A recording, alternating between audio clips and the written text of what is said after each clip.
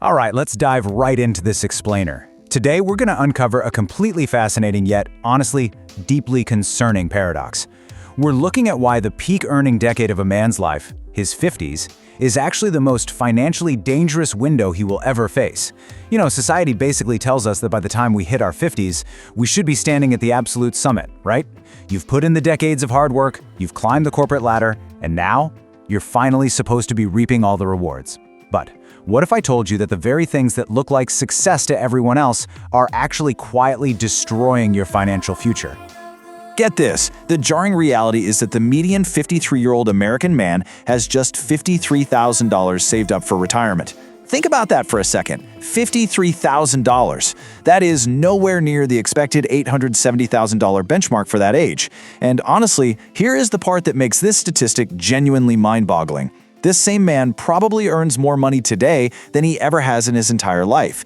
He owns a nice home, he takes the family on great vacations, the kids go to good schools, and he's probably got an impressive title at work. He looks around at his life and thinks, hey, I'm doing fine. But guys, that is exactly the trap. The trap isn't being broke. The trap is looking completely, 100% fine, while the financial hole you're standing in quietly gets deeper and deeper every single month. So to really understand why this happens, we need to talk about a concept called the golden anchor. This is the core trap where men confuse polishing the appearance of wealth with, actually protecting it. Picture a real anchor dropping off the side of a ship. It's massive, it's heavy, it's cast iron, but this one is gleaming, solid gold. It's incredibly impressive. It's the kind of thing people can see from the dock and instantly respect. Your massive mortgage, that's a golden anchor. The shiny new car lease, the country club membership, the private school tuition, every single one of those lifestyle upgrades is a golden anchor. Now, anchors are supposed to provide stability, and sure they do, right up until the financial tide comes in.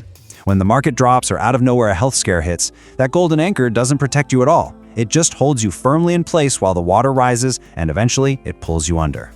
Okay, let's get right into trap number 1, the fixed obligation stack and the burn rate.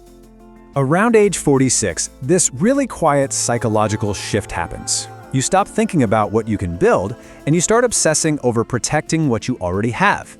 Take a guy named Richard, for example. Richard earns $190,000 a year. By all accounts, he is highly successful. But over 25 years, Richard kept saying yes to perfectly reasonable, individual things. A $4,200 mortgage, sure. A BMW lease, why not? A boat. A country club for networking. Private school for his 2 kids. Every single time, he just asked himself the classic question: can I afford the monthly payment? But look at the math here. Those totally reasonable yeses, they stacked up to create a $12,500 monthly floor.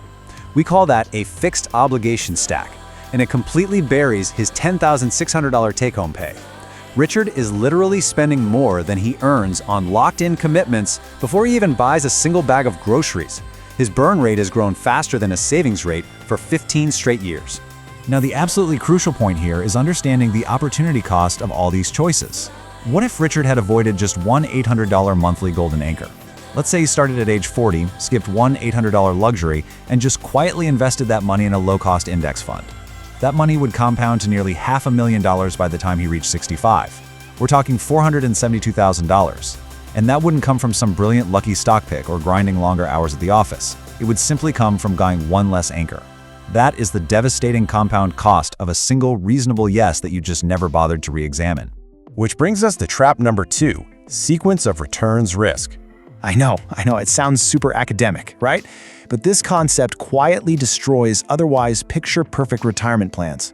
Let's compare the spreadsheet dream to actual reality. In a perfect world, your portfolio grows a clean, predictable 7% every single year, just exactly like those online retirement calculators say it will. But what if the market drops 35% in year 1 of your retirement? Even if the market eventually recovers and averages out beautifully over the next 2 decades, if you are withdrawing your standard 4% for living expenses while your portfolio is down 35%, you are locking in massive permanent losses. You are forced to sell shares at a steep discount during the exact window your portfolio desperately needs to stay intact so it can compound forward. Because of the sheer bad luck of the order of those returns, your money runs out a whole decade earlier than the average math suggests. And look, this isn't theoretical. This is exactly what devoured the portfolios of people who retired right into the teeth of 2007 and 2008. Moving right along to trap number 3, the concurrent cash squeeze and hidden fees. Let's meet Gary. He's 54, and man, he is walking right into a perfect storm of massive life events and hidden wealth management fees hitting all at exactly the same time. Let's start with those fees. Look at how a pretty standard 1.2% advisory fee acts as a golden anchor just welded straight to your returns. On a $600,000 portfolio, compared to a totally boring low-cost index fund charging just 3 basis points, that 1.2% fee is quietly draining $182,000 over 15 years. It gets pulled out in quarterly increments that are just too small to trigger any sort of emotional response. It's entirely invisible on a day-to-day basis, but it is literally stealing years of retirement freedom right out of Gary's future. But hey, fees are just the beginning of Gary's problems. The first major life squeeze hits him from above, his aging parents. The average cost of assisted living today is just astronomical. Gary's mother needs memory care, and that comes with a $6,200 monthly price tag. Her own savings will only last so long, which is forcing Gary to pay $3,000 straight out of his own pocket, indefinitely, every single month. That is an anchor literally no one ever models in their financial plan. Then the second squeeze comes from below, his adult children. And we aren't talking about raising them, we're talking about launching them. The staggering $248,000 cost of sending just one adult child through a 4-year private university is a massive blow. I mean, if you haven't been aggressively maxing out college savings plans since the day they were born, you are covering that gap from your current income, draining your home equity, or robbing your own retirement savings. And the final squeeze? The gray divorce. These have actually doubled in the United States since the 1990s. Divorcing at 34 means splitting what you've just started to build. But divorcing at 53, that means splitting everything you have spent your entire adult life building. The average documented net worth loss from a gray divorce for men is a staggering 77%. And Gary, he is going through a separation right now. So put it all together, Gary is facing unmodeled sequence risk, invisible advisory fees, his mother's care, his kids' college, and a divorce, all at exactly the same time. And that sets up our final trap perfectly. Trap number 4, the invisible approval tax. By the time you hit 50, simply maintaining your professional and social identity becomes one of the single most expensive things you will ever do. Comparing two men with identical $220,000 incomes really highlights this tax. Let's look at Paul. He maintained the prestige footprint. You know, the right suburb, the right car, the fancy international vacations. Every expense felt totally justified to him. But at 52, his liquid net worth is just $115,000. Now look at Marcus. Marcus made deliberate choices. He bought a used car, lived in a good but maybe not the absolute best school district, and he aggressively invested in low-cost index funds. His liquid net worth, $950,000. Paul basically bought social approval, while Marcus bought options, and that resulted in an almost $800,000 difference. This approval tax is completely invisible right up until you actually calculate it, and by then, you've been paying it for 20 years. Ultimately, whether it's country clubs or advisory fees, the single variable that completely dictates whether you retire comfortably or grind away until you are 68 is your monthly burn rate. Just look at man A with an $11,000 burn rate versus man B with a $6,000 burn rate. Same exact income, same market, same 15-year window. But man B ends up with well over $1 million and a ton of choices. Meanwhile, man A's retirement income is only going to cover 30% of his lifestyle. He's trapped. He either works until he's completely exhausted, drastically slashes his quality of life, or flat out goes broke.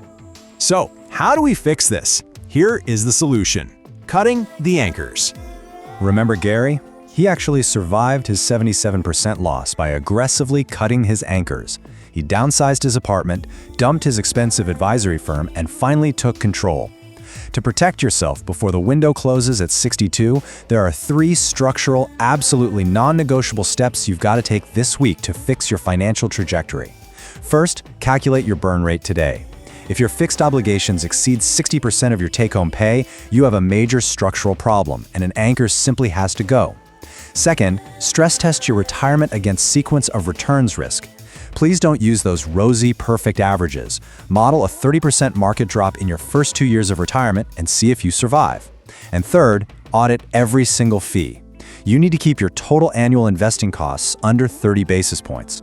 At the end of the day, the most successful men out there completely ignore dinner party bragging rights. Instead, they embrace the embarrassingly boring but highly effective strategy of low fees and compounding interest. Lazy investing, we're talking index funds, automatic contributions, and just ruthlessly keeping your burn rate low, builds way more wealth than clever investing ever will. You absolutely do not need a brilliant stock thesis. You just need to avoid interrupting your compounding interest with heavy, gold-plated anchors.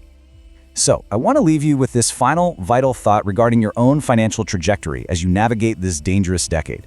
The window to secure your future is very real, but honestly, it is not nearly as large as it feels right now. So ask yourself, and answer honestly.